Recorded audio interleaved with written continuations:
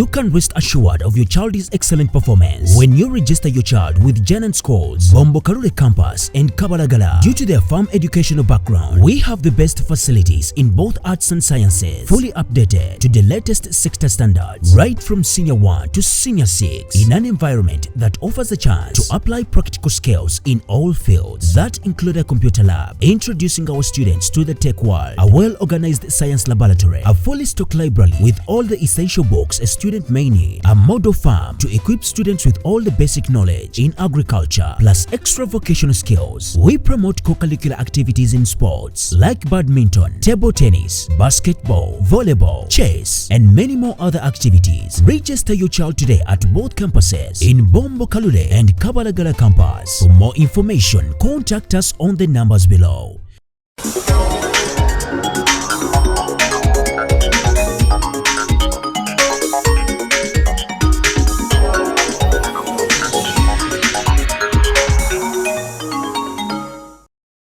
Abatuuze ku kyalo Kansenta ne Nyamirongo mu disitulikiti y'Ekikuube nga bali okumpi n'ekibira Bugoma beemulugunya olw'okwerula empenda ez'ekibira kino ate oluvannyuma n'ebibanja byabwe ne bigenderamu.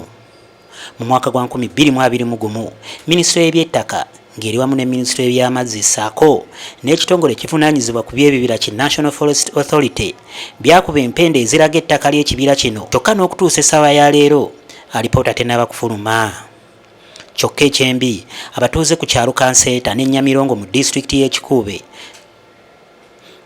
abamu ku bibanja byabwe byagendera mu ttaka lino ery'ekibira kino era nga kati balaajanidde gavumenti ekole enteekateeka ez'okwongera okubamanyisa okugulawo empenda zaabwe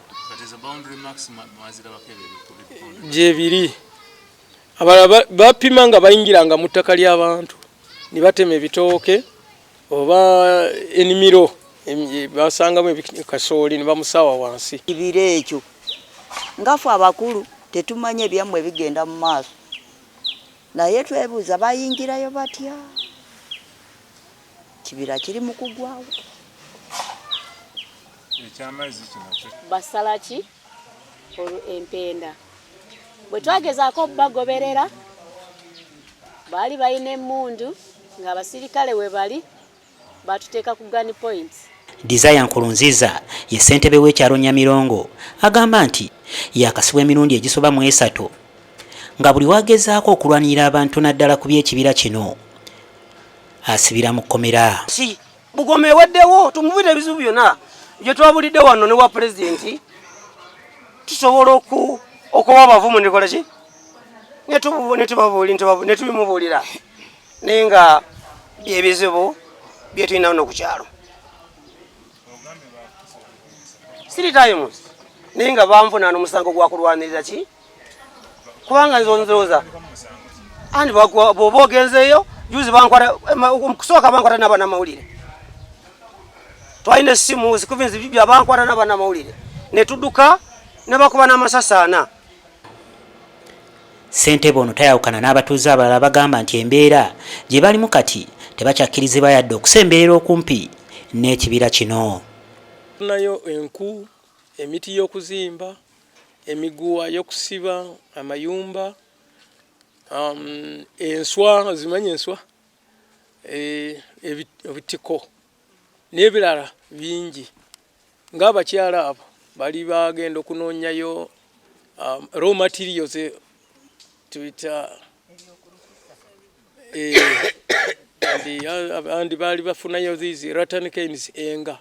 Abatuuze batubuulidde nti ekibira kino mwe baafunanga enku, eddagala, enswa ssaako n'ebirala era nga kati ekibangiriza ekisinga ku kibira kino kyasaanyizibwawo dda nga mulimu amu bikajjo. Ssentebe w'ekibiina ky'abannakyalo abalwanirira ekibira kino ekya Bugoma ekyakazibwako Save Bugoma Campaign Association Hassan Mugenya agamba nti bagezaako okutwala ekiwandiiko kyabwe mu mwaka gwa 2017 mu Paalamenti naye tebayambibwa.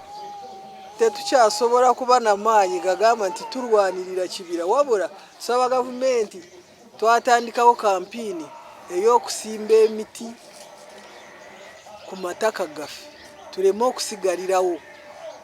Kati ensonga eyo twandibadde twagala ne gavumenti eteekemu amaanyi etuwe endokwa ez'emiti ate tuyambeko n'okuba nga etusponsoringa kubanga ebiseera ebisinga bafuna funds okuva eyo ate tezituuka wansi ng'ate ffe tukola omulimu. Tukitegeddeko nti kati omuntu okupangisa yiika y'ettaka emu mu kibira kino asasula emitwalo 30 buli sizoni. Kinajjukirwa nti minisitule y'eby'ettaka yatutegeeza nti baali balindirira kabineti emaliriza alipoota ku kibiina kino. Ne tugenda ku ground ne twerula empenda. Ripooti eyo yaggwa era ndowooza gwali mwezi gwa 7 omwaka oguwedde kabineti ne submitinga ministry y'eby'ettaka ne ministry ya water and environment ne tusubmitinga joint report ng'eraga kabineti byatutuma okukola ki okukola. Eyo report tusuubira nti kubanga yali presented nga cabinet memo mu mwezi nga gumu oba ebiri cabinet ejja kubeetuula okusalawo ekyenkomeredde. Tetwakola ogwaffe twamalira ebiwandiiko byonna cabinet memo n'ebyava mu ssave byonna twabiwaayo mu cabinet.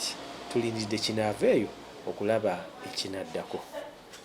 Abamu ku batuuze balumiriza abakungu okuva mu NFA okuba emabega w'okusaanyaawo ekibira kino, kyokka abakungu mu kitongole kino bakyegaanyi. I thought it could be you, the public relations officer of NFA. Yeah, it would be me, but even on site we can do that because that would even give us more insights of the people managing the same area, because you would say any corner they would easily understand. But nevertheless, we can arrange. Is that the big? Is it big media? Big media. Which part of Bugoma are you in? Kaseta. Is that the area that is affected by the sugarcane growing? Sugarcane growing, yes. And even maize. They are even others who are even growing maize. Ekibira kya Bugoma si kyekyoka ekisaanyiziddwawo wabula n'ebibira ebirala nga muno mwotwalidde ne Mabira bize bisaanyizibwawo buli lukya.